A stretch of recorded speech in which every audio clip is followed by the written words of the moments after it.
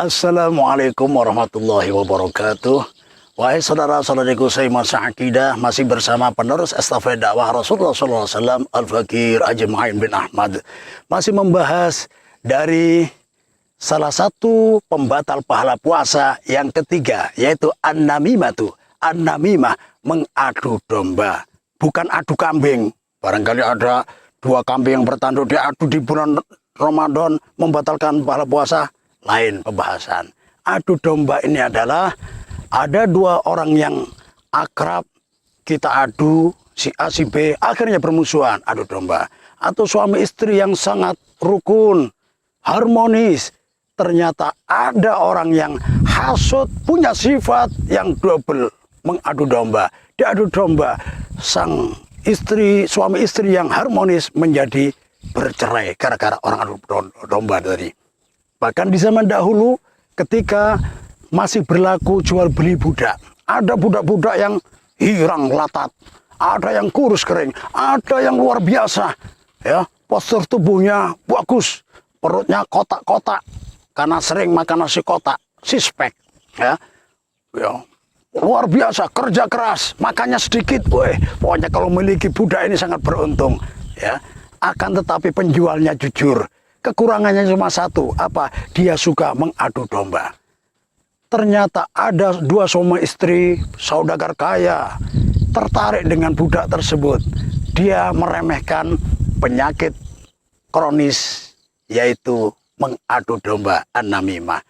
Dia pikir namanya budak atau pembantu, kefahamannya istilah sekarang, yang kita perlukan cuma fisiknya, cuma tenaganya, masalah sifatnya tidak pengaruh sama kita. Dia meremehkan.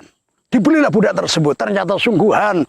Suaminya saudagar kaya. Dia sering keluar kota. 2 minggu dia di luar kota cari dagangan.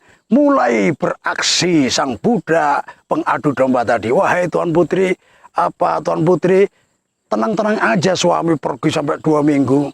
Maksudnya, kalau suami tenang biasanya ada apa-apa. Apa maksudnya ada apa-apa? Biasanya laki-laki apalagi punya duit, biasanya di sana punya will, wanita idaman lain. Makanya tenang. Akhirnya goyahlah sang istri. Bagaimana caranya membuktikan? Saya sekalipun seorang budak punya sedikit ilmu jambi-jambi. Saya hanya memerlukan sedikit rambut dari juragan. Sedikit saja, terserah kapan ngambilnya. Nanti saya jambi-jambi supaya takluk, tidak tertarik pada wanita lain. Oke, siap. Nah, sudah 2 minggu, dengarlah kabar juragannya sudah mau datang. Disuruh jemput sang budak dengan senang hati. Kenapa? Karena tujuannya ganti ingin mempengaruhi sang suami. Wahai juragan, sering juragan meninggalkan istri 2 minggu. Iya, rutin. Berapa tahun? Berpuluh-puluh tahun sudah. Memangnya kenapa? Apakah juragan merasa aman? Iya, merasa aman. Memangnya kenapa? Nah, saya kan kemarin melayani beliau selama 2 minggu.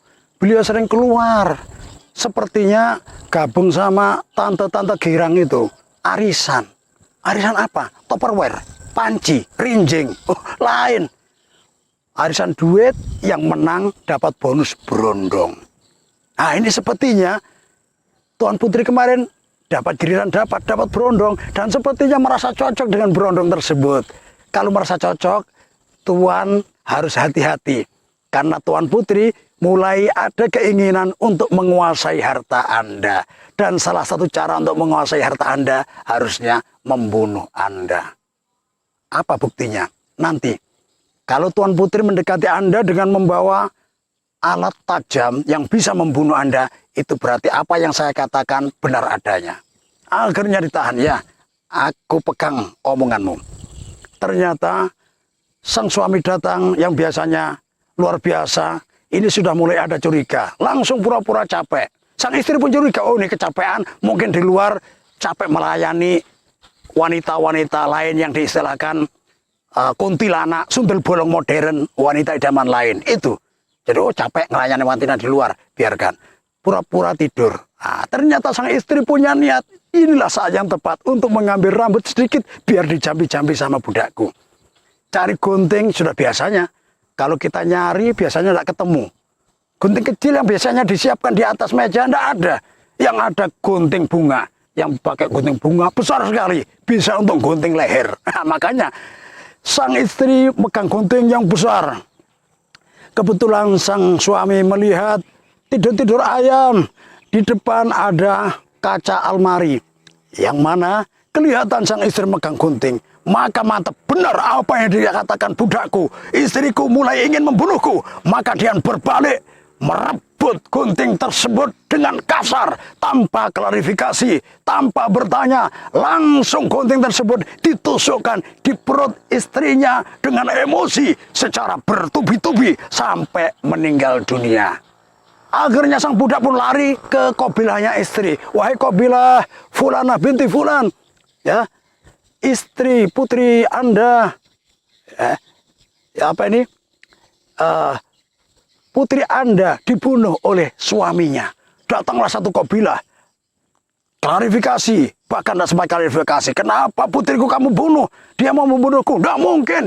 Putriku sangat soleha, sangat tunduk, sangat patuh, sangat setia sama suami. Kamu ini cari alasan yang tidak masuk akal. Langsung dibunuhlah sang suami. Langsung budaknya lari lagi ke qabilah sang suami. Datanglah qabilah sang suami, akhirnya berperang dua qabilah, memakan banyak korban. Ini gara-gara ada budak yang punya sifat namimah. Makanya hati-hati kalau punya teman yang punya sifat an-namimah, jauhi sebelum menjadi korban. Dan terutama di bulan suci Ramadan, jangan sampai kita terjerumus ke dosa an-namimah karena puasa kita tidak akan diberi pahala oleh Allah Subhanahu wa taala. Kecewa di akhirat nanti. Mudah-mudahan Allah Subhanahu wa taala melindungi kita semua dari orang-orang yang suka mengadu domba, dan mudah-mudahan Allah menyelamatkan kita mulai di dunia sampai di akhirat nanti. Ihdinas shiratal mustaqim. Assalamualaikum warahmatullahi wabarakatuh.